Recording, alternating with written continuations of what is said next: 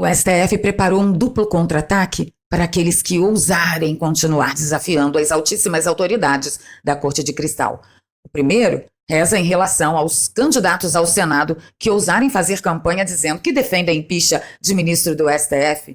E o segundo contra-ataque será uma medida para barrar as indicações de Flávio Bolsonaro enquanto presidente tem direito a fazer a Corte de Cristal. Você não sabia disso? Fica comigo até o final desse vídeo que eu vou te contar tudo e você vai sair daqui mais onzo que barata que levou uns baigonzada pela cara. A gente sabe que nada melhor do que um dia atrás do outro com uma CPI ou uma CPMI no meio denunciando certas participações não muito ortodoxas de altíssimas autoridades do Brasil. E aí, quando alguma coisa chega muito perto, como foi o caso, por exemplo, da Lava Jato, o sistema se organiza para jogar tudo pelo ralo.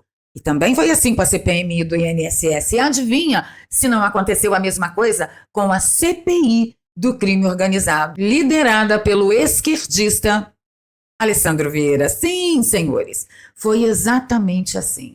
O relatório não foi aprovado, houve uma manobra do governo de última hora, que Davi Alcolumbre, desconfio eu, está diretamente envolvido, e eu vou passar tudo para vocês. Como eu sempre digo, tintim por tintim. Agora é o momento em que você diz para a plataforma: YouTube, pelo amor de Deus, este conteúdo é mega importante para que todo mundo saiba o que está acontecendo nas entrelinhas dos poderes do Brasil. Então, deixa o like, o seu dedinho no like é o que diz isso para a plataforma, tá bom? Quero só contextualizar para vocês o que deu a CPI do crime organizado, que a votação foi ontem, o relatório foi reprovado, mas no meio do dia nós descobrimos que Alessandro Vieira bateu com as coisas na mesa, ele e o conta-rato lá, e pediram indiciamento de Dias Toffoli, Alexandre de Moraes, Gilmar Mendes e o Gonê. Aí eu fiquei pensando, né, no meio do caminho, assim, falei, gente, será que o Gonê vai aceitar o próprio indiciamento dele mesmo? Porque, pô, é chamar gente de muito palhaço, né, brava gente? E eu quero lembrar vocês que anteriormente o Davi Alcolumbre e o Alessandro Vieira tinham um plano para abrir a CPI do Banco Master para investigar única e exclusivamente o Toffoli e o Alexandre de Moraes. Eu até comentei sobre isso na minha participação ontem na revista Timeline, junto com o Alan dos Santos, o Felipe Pedri, que estava lá conosco, e o Ítalo Lorenzon, que para mim ficou muito claro que aquilo era uma armação. Tanto que depois que nós jogamos na rede social que aquilo supostamente seria uma armação, a coisa afundou, ninguém tocou mais no assunto, ninguém falou mais nada. Porém, eu quero dar uma voltinha lá atrás com vocês, um passado não muito distante. Vocês viram que Luiz Inácio abriu uma cruzada contra Dias Toffoli. Ele queria a vaga do Dias Toffoli, porque aí, na indicação ao STF, ele indicaria o Bessias e ele também indicaria o Rodrigo Pacheco, que era o acordo dele com o Alcolumbre. Só que aí Dias Toffoli bateu o pé, disse que não ia sair, o STF se fechou em ostra, num corporativismo inimaginável, e ficou tudo como dantes no quartel de Abrantes, sobrou só uma vaga para Luiz Inácio indicar, e claro que ele bateu o pé para o Bessias, que a sabatina vai ser dia 29, já, quase já. Então, na minha cabeça, vozes da minha cabeça purinha, faz todo sentido que Davi Alcolumbre tenha combinado alguma coisa, se aliado a Luiz Inácio para dizer, olha, vamos tentar uma vaga lá no STF para Rodrigo Pacheco, pelo amor de Deus, que eu ainda hei de descobrir por que essa lambição de botas entre Davi Alcolumbre e Rodrigo Pacheco, me aguardem. Mas, enfim, faz todo sentido, né, que os dois tenham ali se aliado para conseguir uma vaga a mais no STF. Primeiro, através de uma tal de CPI do Banco Master, que não saiu do lugar, porque só ia investigar 2 ministros especificamente. E agora nós vimos o Davi Alcolumbre mudar os senadores que fariam maioria de votos para, sim, o indiciamento dessas autoridades. Eu fico me perguntando, ou eu tô maluca ou alguma coisa no meio do caminho mudou. O que você acha? Deixa nos comentários para mim. Agora sim, vamos à reação das altíssimas autoridades ao saberem que foi pedido o indiciamento de vossas excelentíssimas. Vamos começar por Dias Toffoli, que ele é o mais interessante de todos, e é aqui que está o primeiro contra-ataque. Crescência de um relatório completamente infundado, sem base jurídica, sem base em verdade factual e com um único e nítido sentido de obter votos. Isso, senhor presidente, é abuso de poder. Isso pode levar, inclusive, à inelegibilidade. Isso pode levar, não só em sanções, em outras áreas, e a Justiça Eleitoral não faltará em punir aqueles que abusam do seu poder para obter voto num proselitismo eleitoral.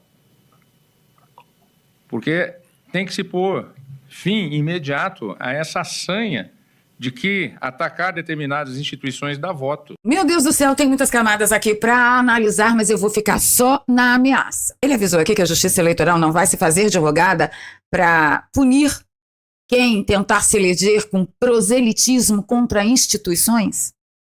Alguém conta para ele que um ministro não é a instituição? Eu queria perguntar para ele, excelentíssimo ministro, se por acaso, num futuro não muito distante, o STF, supostamente, for tomado de bandidos e criminosos, que ferramentas eu devo deixar para meus filhos e netos para que eles se defendam dessa suposta quadrilha que tomará o STF daqui 20, 30, 40 anos? Eu imaginava, Juninha, coitada de mim, né? Ingênua. Eu imaginava que deveria ser uma ferramenta institucional. E a ferramenta institucional, a Constituição Federal me dá. Só que a Constituição Federal que me dá essa ferramenta é a Constituição Federal que eu leio. Não é a Constituição Federal, aquela cada uma diferente que consta na cabeça de vossas excelentíssimas.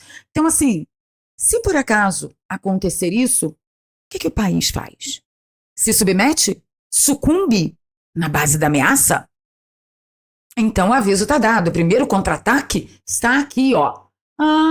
Então você está achando que você vai se aproveitar do nosso nome todo cagado, mais sujo que pau de galinheiro para fazer a sua campanha ao Senado em cima de críticas ou ataques, com muitas aspas, a nós? Tese inelegível. Segura aí que mais pra frente no vídeo você vai acreditar um pouquinho mais além disso. Antes, um golinho do Café Delta, melhor café expresso que você vai levar para sua casa é tirado naquela cafeteira ali. A oferta já tá na sua tela, tá com uma mega promoção, você pode parcelar no cartão e vai experimentar o melhor café expresso em casa que você já tomou na sua vida. Forte, denso e quente. Muito quente, cheio de espuma. Pode confiar. E o que temos saindo de Gilmar Mendes? Temos o de sempre. Foi feita uma denúncia. Ele vai mandar investigar a denúncia? Não, ele vai mandar investigar o denunciante. Brasil. Da CPI do crime organizado, voltado ao indiciamento de ministros do Supremo sem base legal, não constitui apenas um equívoco técnico. Trata-se de um erro histórico, que nos conduz a uma reflexão mais ampla sobre o papel dos poderes e os poderes das comissões parlamentares de inquérito. E eu tenho absoluta certeza, senhores ministros, de que o tribunal vai se debruçar sobre isto, sobre essa temática, sobre os usos e abusos que têm sido sistematicamente perpetrados. O que você está pensando, meu filho? Só porque você foi eleito senador, você está pensando que você pode fazer CPI, CPMI para investigar a autoridade do STF? Vocês estão loucos? Vocês estão malucos? Lá só tem gente boa. Gente fina, elegante, sincera, que toma uísque lá na Inglaterra. Quando vi o meu nome inserido nessa tal lista de indiciados por parte do senador relator deste caso, eu disse, é curioso. Ele se esqueceu dos seus colegas milicianos. Perguntar uma coisa rapidão para vocês. Vocês acham que isso é jeito de uma altíssima autoridade da Corte de Cristal se comportar? Eu estou horrorizada. Pode ser que eu esteja enganado, que não seja nada disso. O que você acha? Deixa nos comentários para mim. Antes dessa bagaça toda, o Alessandro Vieira veio a público e deu as suas impressões a respeito da CPI do crime organizado. Tadinho, gente. Deu pena. Hoje deu pena. É processado, investigado e julgado pelo próprio Senado. E ele exige um conjunto probatório menos robusto do que se exige para crimes comuns. E esgota seu prazo hoje. Vocês acompanharam as dificuldades que nós enfrentamos, as restrições, decisões sucessivas negativas do STF, a dificuldade que nós tivemos com relação à falta de pessoal para trabalho, alguns órgãos não cederam colaboradores, mas mesmo assim a gente conseguiu colocar de pé um relatório que tem suas provas, suas evidências e que no indiciamento concentrou no crime de responsabilidade. Essa é uma escolha técnica, o crime de responsabilidade só pode ser processado, investigado e julgado pelo próprio Senado e ele exige um conjunto probatório menos robusto do que se exige para crimes comuns. Os crimes comuns podem ser investigados por qualquer outra instituição. É uma análise técnica, sem nenhum caráter ideológico ou partidário. É simplesmente a constatação de que numa república ninguém pode estar acima da lei. Só se for na República do Alessandro Vieira, porque na República da Corte de Cristal, uns são muito mais iguais que outros. A gente está sabendo muito bem disso. E como que se chegou ao resultado de relatório rejeitado da CPI do crime organizado? Vou mostrar para vocês a manobra que Davi Alcolumbre fez para garantir que o relatório fosse rejeitado. E no painel não está aparecendo o meu nome. E eu soube que tiraram meu nome para colocar 2 do PT que não estavam nem na lista. Eu estou aqui, eu estou presente. Se eu entrar no sistema, eu estou presente na sessão como titular. E agora apareceu no painel que eu não estou mais como titular. Então o sistema já dominou essa CPI. Eu já disse desde o início que até o presidente não tinha nem assinado o requerimento para abertura da CPI e está assumindo a presidência. Então não é da pessoa que eu estou dizendo, é da função que ele exerce aqui como presidente. Quer dizer, o governo presidindo a CPI do crime organizado, onde o governo é. E vou dizer para vocês, Brasil, até 2018, assim como o PCC, o Comando Vermelho, o PT vai ser incluído também como um grupo narcoterrorista. Os órgãos internacionais vão incluir o PT. Está avisado para o Brasil e para o mundo isso. Obrigado. Eu só queria deixar claro ao senador Marcos Duval que essa presidência recebeu o ofício da sua excelência, o senador Davi Alcolumbre, comunicando a substituição e estabelecendo o senhor como não membro dessa comissão. Entendeu, miserável desavisado? Davi Alcolumbre foi lá, ajeitou as coisas e garantiu a votação, a quantidade de votos para que o relatório fosse rejeitado. Você pode dizer que eu sou maluca, chapéu de alumínio, que eu tiro essas coisas das vozes tudo da minha cabeça, mas deixa eu te mostrar uma coisa, antes de você me julgar. Peraí. Sabe quem tá cochichando lá? No ouvido de Luiz Inácio? Com a mão na boca assim, ó, para não ter leitores de lábios? Ah lá. Davi Alcolumbre. Enquanto acontecia a votação da CPI do crime organizado no Senado, a votação do relatório. Ah lá. A cara de Lula. A cara de Alcolumbre. Aí o Felipe Carmona perguntou, né? Me digam aí, o que Alcolumbre disse para Lula? E eu já mandei. Companheiro, consegui trocar o senador da oposição por senador da base governista, o relatório da CPI do crime organizado vai pro vinagre. Fica tranquilo. Eu vou pensar o quê, gente? Eu vou pensar o quê?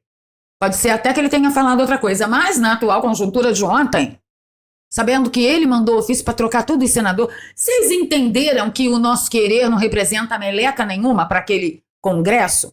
Você fala assim, olha, eu quero isso. Aí os caras vão lá, conseguem aquilo que a gente quer e quando vai votar o negócio, o presidente do Senado vai lá e troca o senador que você elegeu para votar o que você queria. O que virou o Brasil, hein?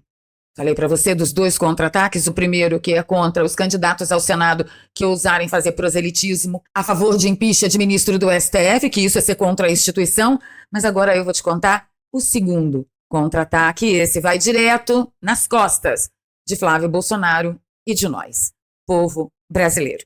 Eu coloquei lá no X, inelegibilidade bengalão, o duplo contra-ataque da corte contra candidatos ao Senado que defendam o impeachment de ministros e contra as indicações ao STF do governo de Flávio Bolsonaro. Vamos para a matéria da Academia Brasileira de Letras. O artigo é do Merval Pereira e chama-se Bengalão. Senta, se ajeita na cadeira e ampara suas costas, porque você vai cair para trás. Os ministros do Supremo Tribunal Federal continuam se sentindo os sustentáculos da democracia brasileira. Por causa disso, consideram que criticar a instituição é trabalhar contra o regime. Houve época em que isso foi verdade, especialmente no governo Bolsonaro, que constatou-se posteriormente, queria enfraquecer o Supremo para dar um golpe de Estado. Claro, vindo do Merval Pereira, você esperava o quê? Mas segura que fica bem pior. Certamente por essa circunstância especial em que a mais alta corte do país lutava para neutralizar o golpe, algumas interpretações heterodoxas dos ministros foram incorporadas ao nosso sistema jurídico e aceitas pela sociedade. Não foram aceitas pela sociedade, Merval. O fiofó que foram aceitas pela sociedade.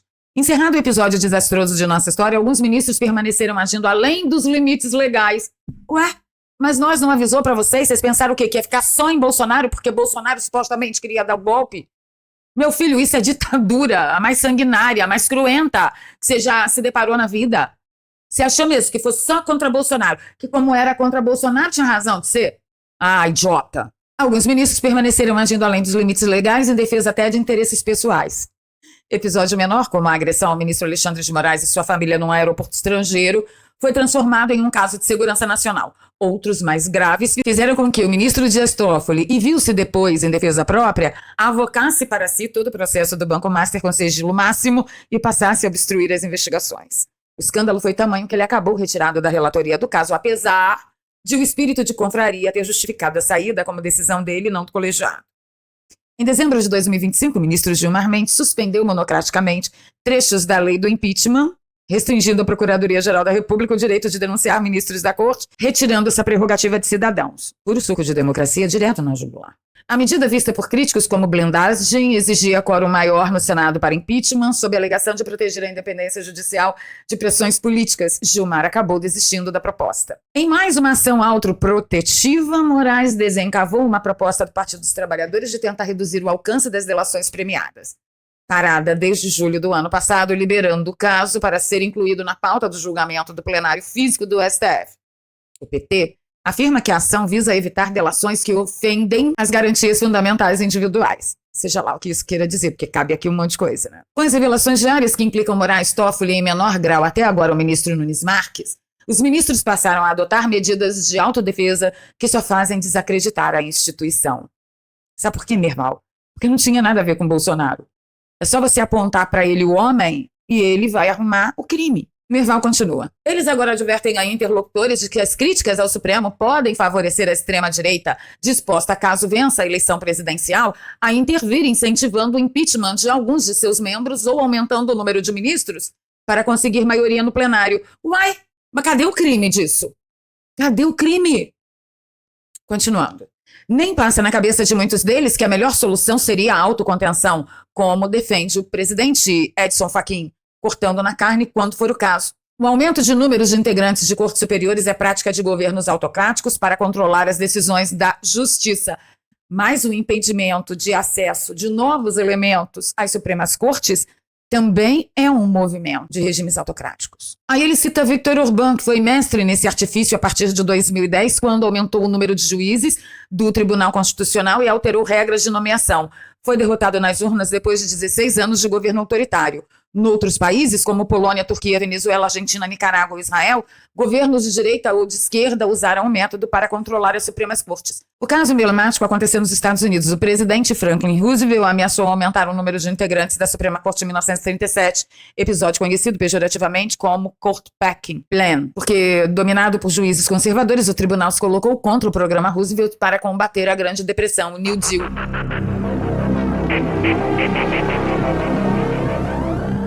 Na convicção de que são os salvadores da pátria, já existe nos bastidores do STF a ideia de aumentar de 75 para 80 anos a idade da aposentadoria compulsória.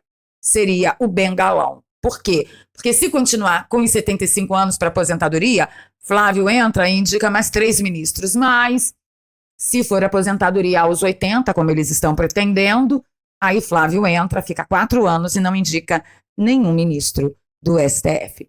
E ele acha mesmo que regime autocrático, regime ditador, é só o regime que tenta aumentar o número de integrantes do STF? Não. O regime ditador é aquele que, no meio do jogo, muda a regra da partida, como é o caso. Então, este é o segundo contra-ataque. Se Flávio Bolsonaro for eleito, a Corte mudará a idade para a aposentadoria de 75 para 80 anos. Eu sei que no fundo fica tudo muito desanimador, mas eu digo uma coisa a vocês. Algo está se movendo nesse país em que massas e mais massas estão acordando inevitavelmente, chegando à consciência, sendo abalado pela verdade. Isso é trabalho nosso. Nós não temos o direito de desistir. Agora que já sabemos dos planos deles, podemos nos organizar. Antes de ir embora, só um aviso importante. Hoje, às 16 horas, estarei na bancada do Didi Red Pill e conto com todos vocês lá. Pedi seu like, seu compartilhamento. Se você gosta do meu trabalho, aqui tem um pix, eduardotravaleri@gmail.com. Você pode me apoiar com qualquer valor e na descrição eu deixo 2 contas bancárias e uma conta no PayPal, para você que nos acompanha de fora do Brasil, tá bom? Bora para os comentários? Quero saber o que você pensou e como que você se sente diante dessa revelação. O bengalão. É, meu amigo. Rapadura é doce, mas não é mole não. A gente vai ter que roer, mas roer demais. Beijo no coração. Fui.